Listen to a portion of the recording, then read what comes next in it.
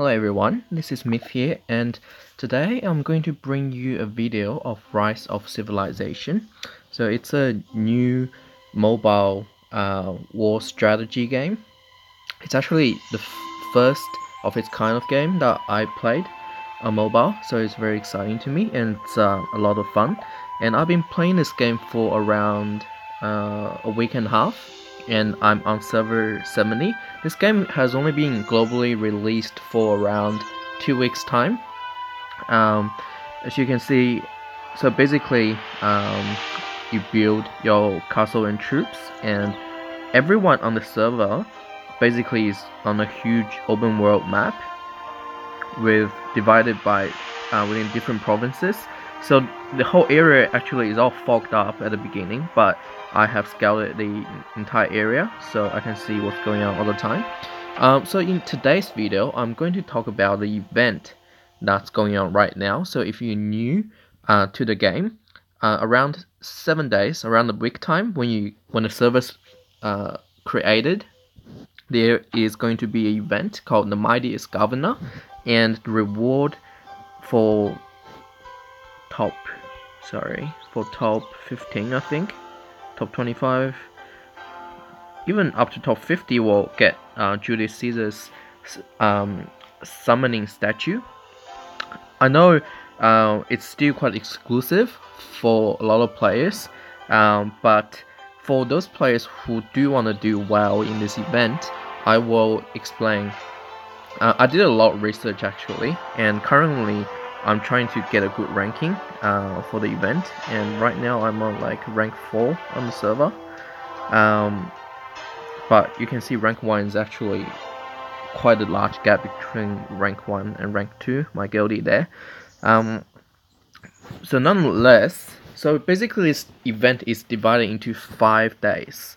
Each day you will do different things contributing to rank points, and the overall ranking is calculated by who has the most rank points after 5 days. So we'll talk about day 1 first.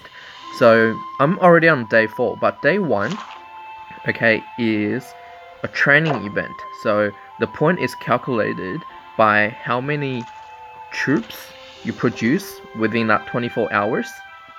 So it's very good for beginners, especially if you join the server when it just created, because when you download the game, they automatically put you into the newest server, and because it's a new game right now, so a lot of servers are coming online, so you want to save your training speed ups, okay? And when the event starts, you can get a head start basically the night before. You time your training, and so basically if there's like say 10 hours till the event starts, you time your training and start training 10 hours or 11 hours prior. So as soon as the event starts, you can collect a round of troops, so that will give you a head start. And what's the best way to get points from the training events is not just training troops, but it's actually upgrading troops, because you get points. I have just unlocked T3, so I'll show you guys how to upgrade troops. We'll just get rid of this. Okay,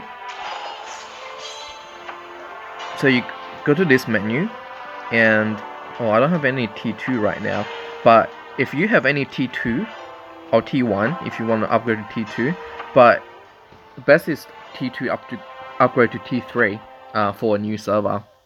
You will get most points that way. So there will be an icon on the top left. You won't be able to see, but there will be a big arrow up, and that's an upgrade. The reason why upgrade is so much better than training is because it produces the same amount of tier 3 unit, but in half the time, okay? So make sure always try to finish upgrade your tier 2 to tier 3. And you can leave your tier 1 alone, because Upgrade tier 1 to tier 3 actually costs the exact same time as tier 3 training, and for gathering, usual gathering, you want to bring tier 1 troops instead. Okay, so that's day 1. Day 2 is a barbarian, so the points is based on how many barbarian you kill, and the higher level the barbarian is, you get more points that way. For newer servers, the barbarian you'll be able to unlock, the max is level 12, but you actually get the same amount of points between level 10 to level 12 barbarians. So make sure always target level 10 only, because they are a lot easier to kill. Okay, and actually I'll show you, say, if I find a barbarian, there's actually a trick to it to reduce your stamina cost. Okay, say I go hit this one.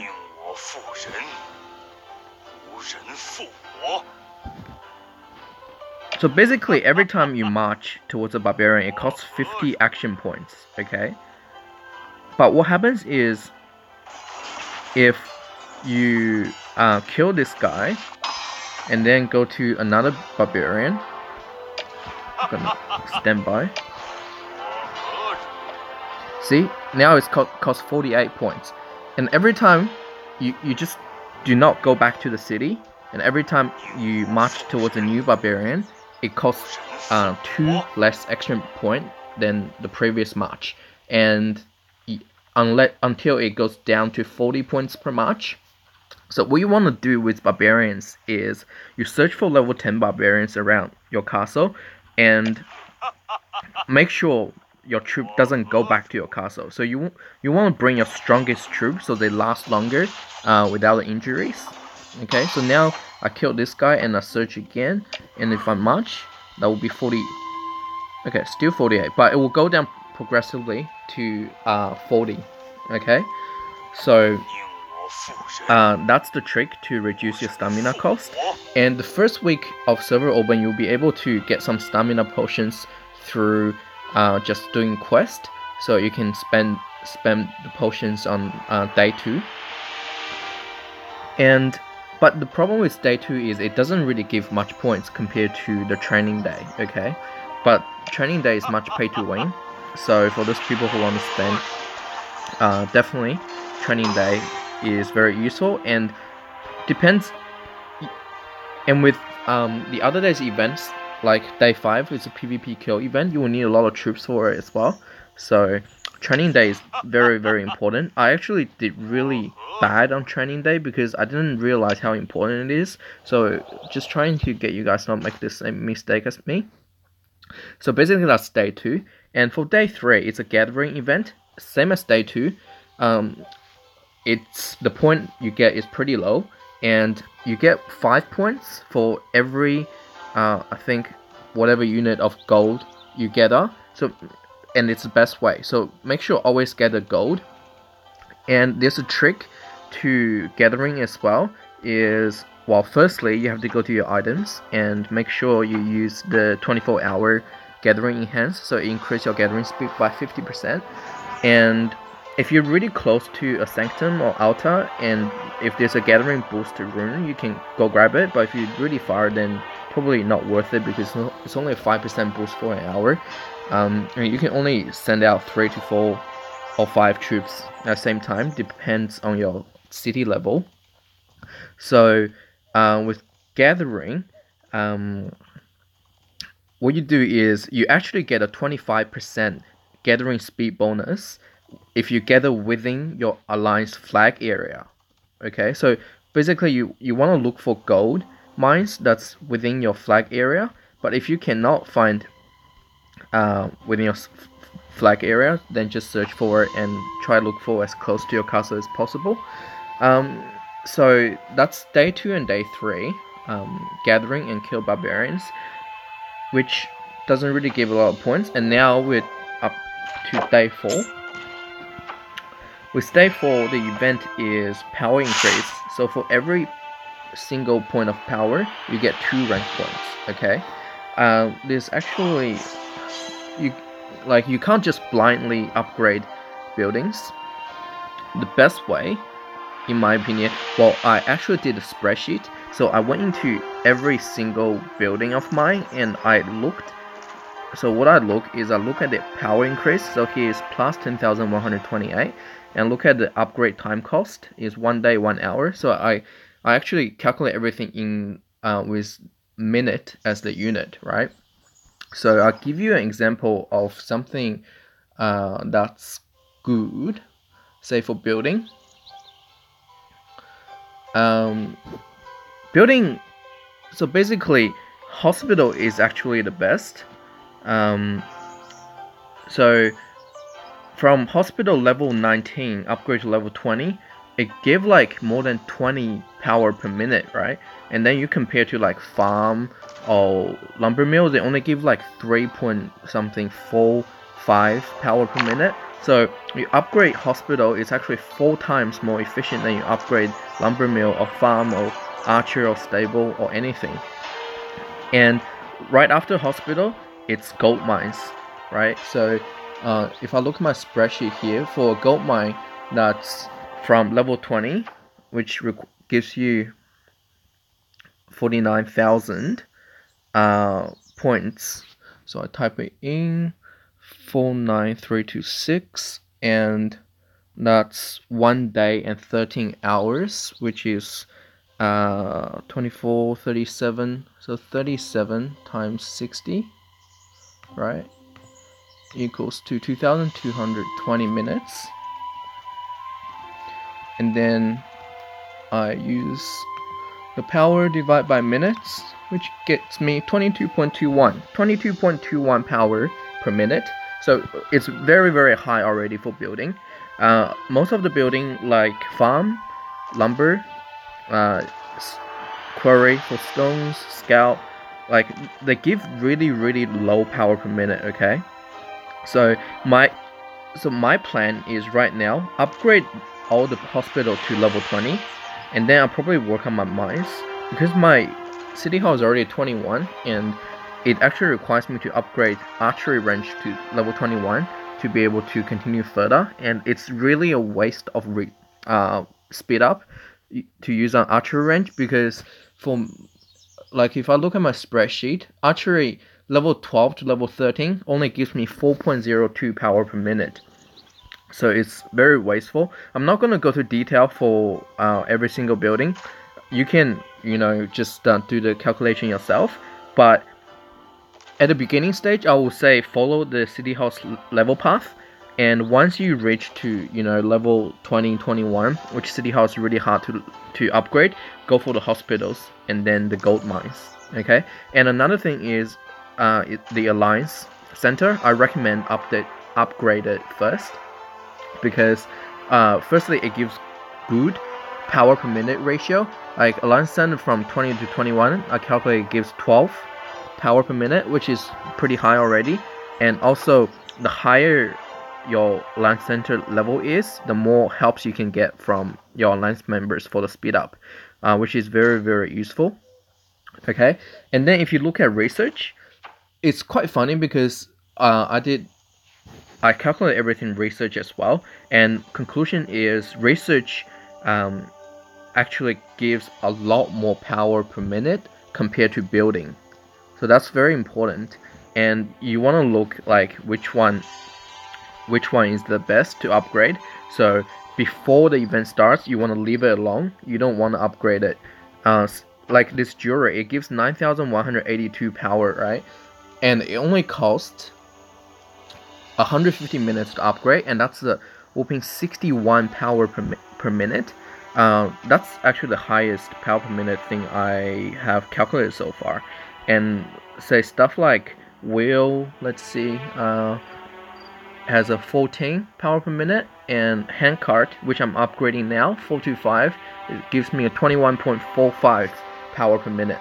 So the research side actually gives you a lot more compared to the building. But for the building, hospital definitely is worth to upgrade, because in the future when you fight, you want hospital to be a higher level as well, so your soldiers doesn't die too easily.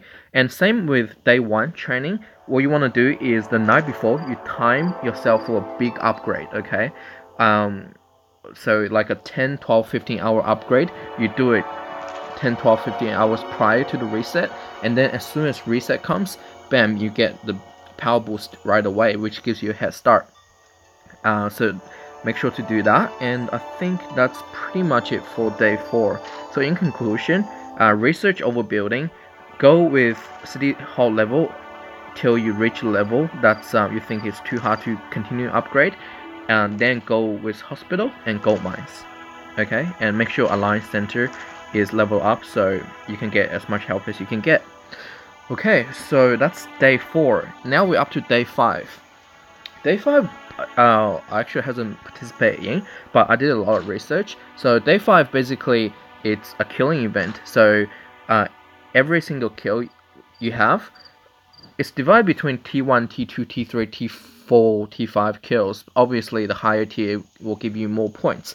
But the best way is actually use a cavalry team. Okay, use a cavalry team and roam around to kill every single gatherer you see on the map. Okay, so with my cavalry team, I'm using Cao Cao with Minamoto, and make sure for the talent, okay, go towards the full cavalry talent instead of nuker, because with cavalry talent, it gives you a lot of movement speed, 30% march speed here, 10% march speed here, plus you will get movement speed from Cao Cao and Minamoto's skill. Of course, if you don't have the legendary commander, another really good one is Lancelot. A lot of people using him. So what you do is you get one cavalry team, so you can train, basically use your speed ups on cavalry on day 1. Okay, so you have a really strong cavalry team with marching talent, so they're super fast, and you just roam around and hit whichever gatherer you see. There's a trick to hitting people as well. So basically, say, let me see if I can find someone, right? There's actually no one gathering around me.